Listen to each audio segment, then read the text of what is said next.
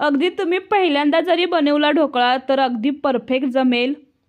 जास्त वेळ न घालवता किंवा जास्त साहित्य न वापरता अगदी परफेक्ट ढोकळा कसा बनवायचा पाहू शकता। अगदी स्पॉन्जी ढोकळा तयार झालेला आहे आपला। असा हा 100% परफेक्ट ढोकळा आणि परफेक्ट मेजरमेंट कसं घ्यायचं चला तर पाहू। आणि हा व्हिडिओ तुम्हाला जरा आवडला असेल तरी तुम्ही जुगाड रेसिपीला जरूर सबस्क्राइब करा अशाच नवनवीन रेसिपीसाठी। चला साहित्य पाहू। इथे मी घेतलेले आहे 1 वाटी बेसन पीठ, 1 चम्मच साखर, 2 चम्मच तेल, लिंबू, इनो आणि हिंग। सर्वप्रथम आपण मिक्सरच्या भांड्यामध्ये 1 चम्मच साखर, 1 चम्मच लिंबू रस घातलेला आहे, 2 चम्मच तेल,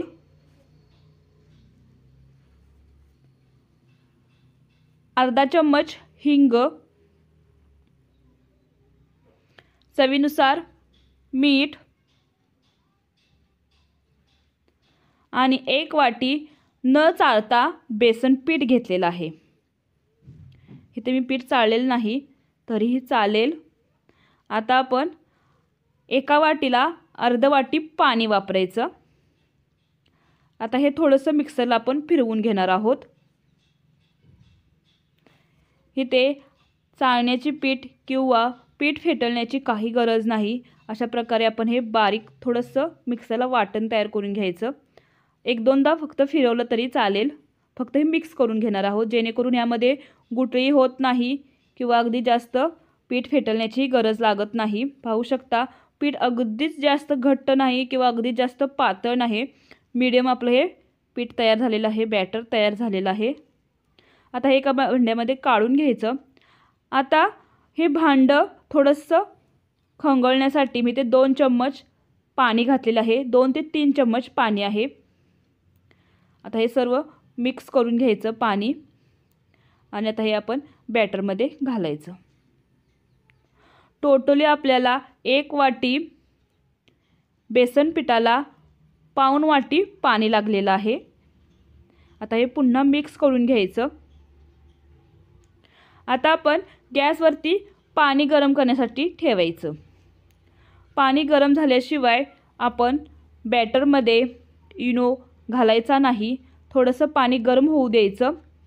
आता आपण ज्या भांड्यामध्ये ढोकळा करणार आहोत त्याला थोडंसं तेल लावून घ्यायचं। तेल लावताना अशा प्रकारे पूर्ण भांड्याला तेल लावून घ्यायचं, अगदी वर कडेलाही आणि खालीही। आता आपलं पाणी थोडंसं गरम होत आहे तोपर्यंत आपण ह्या बॅटरमध्ये इनो घालायचा।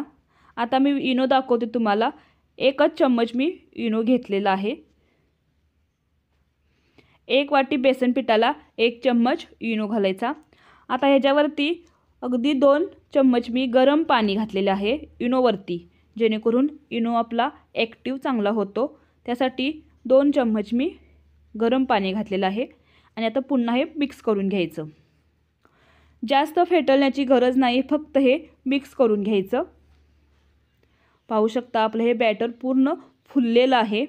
अशा प्रकारे आपलं बॅटर तयार झालं पाहिजे। थोडंसं ह्याला वजन आल्यासारखं हाताला जाणवतं। अशा प्रकारे आपण हे बॅटर तयार केलेलं आहे।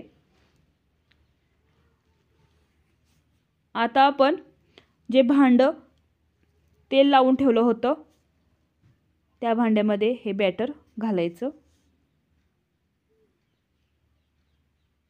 कलर ही पाहू शकता थोडासा चेंज झालेला आहे, थोडासा पांढरा कलर आलेला आहे पिठाला। आणि अशा प्रकारे टॅप करायचं भांडं, थोडंसं अशा प्रकारे थोडंसं बडवून म्हणजे असं हलवून घ्यायचं थोडंसं, जेणेकरून यातील बबल्स आहेत ते निघून जातील। आणि पाहू शकता पूर्ण पाण्याला उकळी आलेला आहे आणि मगच यामध्ये हे भांडं ठेवायचं। गार पाण्यामध्ये भांडं ठेवायचं नाही, आपला ढोकळा छान फुगत नाही।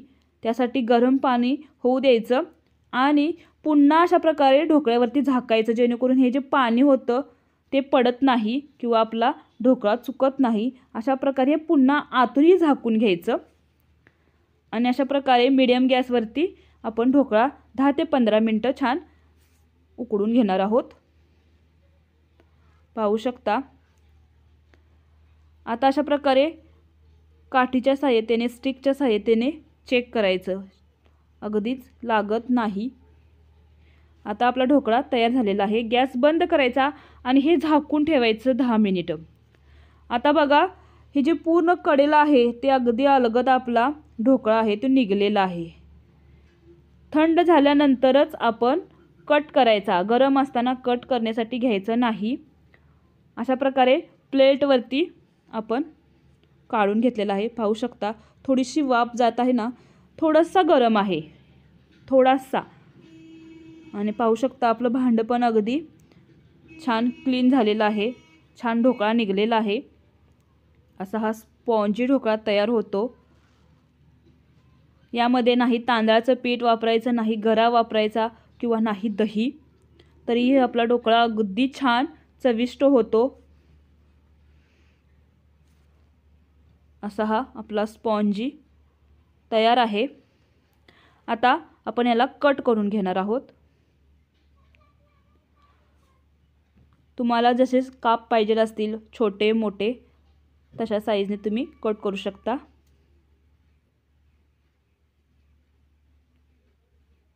आणि हा तुम्हाला जर व्हिडिओ आवडला असेल तर जरूर तुम्ही सबस्क्राईब करा अशाच नवनवीन रेसिपीसाठी। कमेंट करायला विसरू नका, प्लीज कमेंट करा कसा वाटला व्हिडिओ। आता पाहू शकता आपला ढोकळा अगदी स्पॉन्ज असं झालेला आहे। यामध्ये मी हळद वापरलेली नाही।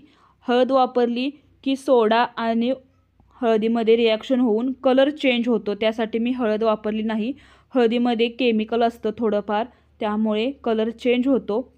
आता आपण त्यावरती तडका देणार आहोत। त्यासाठी 1 चम्मच तेल घेतलेलं आहे।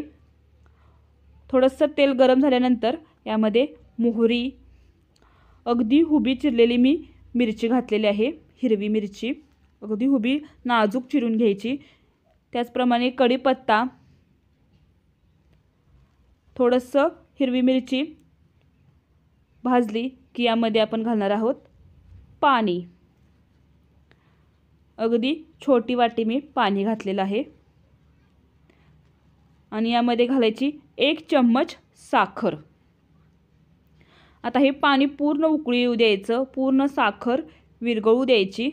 या पाण्यामध्ये तिखट गोड अगदी छान पाणी तयार करून घ्यायचं। आता गॅस बंद केला तरी चालेल।